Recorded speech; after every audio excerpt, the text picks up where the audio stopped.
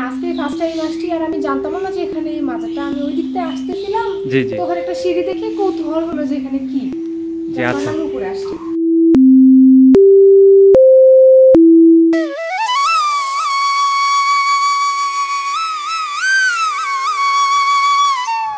হজরত মীর বোরহান উদ্দিন রহমাতুল্লাহ এর মাজার শরীফ বগুড়া জেলার শিবগঞ্জ উপজেলার অন্তর্গত মহাস্থানগড়ের নাম আপনারা অনেকেই জানেন। এখানে অবস্থিত রয়েছে মীর বোরহান উদ্দিন রহমাতুল্লাহ এর মাজার শরীফ। বগুড়া শহর থেকে একটু দূরে এসে গোকুল উত্তরপাড়া নামক গ্রামে এই হজরত মীর বোরহান উদ্দিন রহমাতুল্লাহ এর মাজার শরীফ অবস্থিত। প্রাচীন নগরী পুণ্ড্রবর্ধন বা পুণ্ড্রনগরের রাজধানী ছিল এই মহাস্থানগড় বা পুণ্ড্রনগর। এই পুণ্ড্রনগরের ইতিহাসে হজরত মীর বোরহান উদ্দিন রহমতুল্লাহ এর ইতিহাস ওতপ্রোতভাবে জড়িত।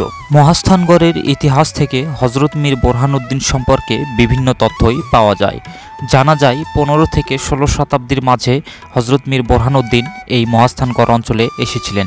তার প্রায় সমসাময়িক সময়ে এসেছিলেন আরও একজন সুফি সাধক হজরত মাহিসাওয়ার রহমতুল্লাহ আলাইহ। এখানকার অত্যাচারী রাজা পরশুরামের কথা আমরা হয়তো অনেকেই জানি।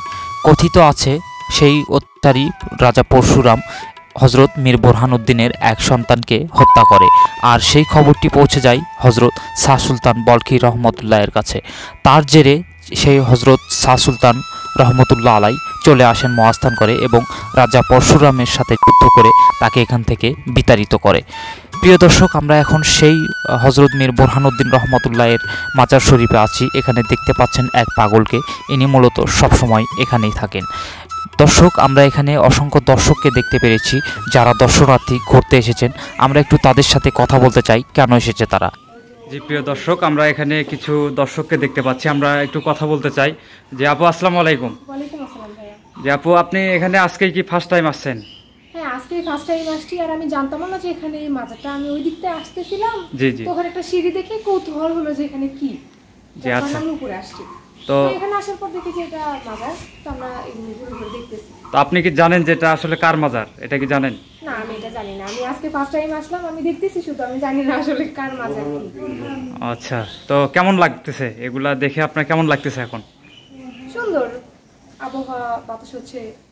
যে লোকেশনটা যদি একটু বলতেন যে কোথায় এটা অবস্থিত। আমি আসলে এই লোকেশনটা জানি না। চিনতেছেন না? না, আমি চিনতেছি না। এটা হচ্ছে বগুড়ার শিবগঞ্জ উপজেলার মহাস্থানগড়ের ঠিক পাশেই।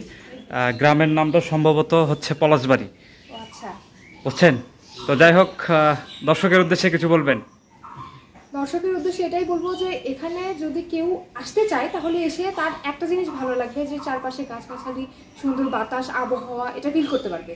আর একটা দেখার মতো একটা দৃশ্য আছে যে মাজারটা, সেটা তারা দেখতে পারবে, উপভোগ করতে পারবে।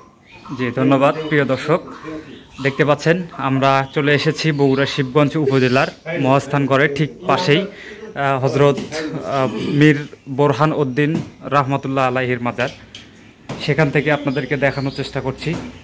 তো আজকের মতো এই পর্যন্তই। সবাই ভালো থাকবেন, সুস্থ থাকবেন। আল্লাহ হাফেজ।